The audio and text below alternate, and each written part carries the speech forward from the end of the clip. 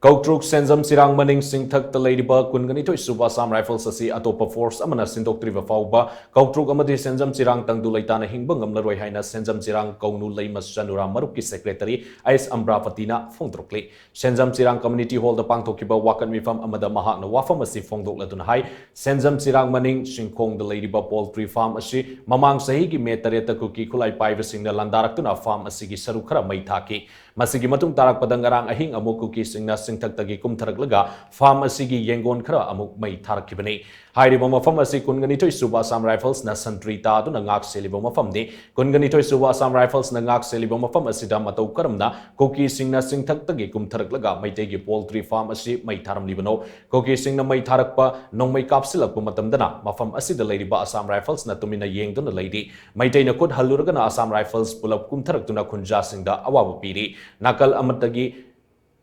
Natabida nakal namatagi oiba mideng thamliba Assam Rifles sing asi Leiriba makai kol asi datang du leitaba purak ngamlaroi maramaduna tangai fadana kunganithoi Suba Assam Rifles asi lauthok piduna atopa neutral oiba force amathambiu loinana Senjam Chirang da state force kaktagi outpost amathambiu haina mahakna makhatana phongdoki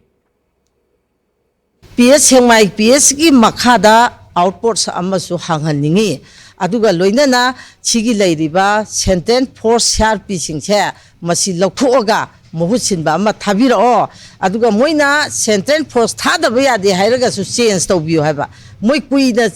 thani pa leichalalamna moidi mathakta leiba Assam Rifles phaunayeba phone dang halaitana moigi support ta tawba male akoina hoi manungda tawba tawdabadudi kupna khangdraga su lo leisu kya khangnadrabanina ado moigi phangchal suk taw tawdebida sub utup tabado leibase akoi tachengna pamdre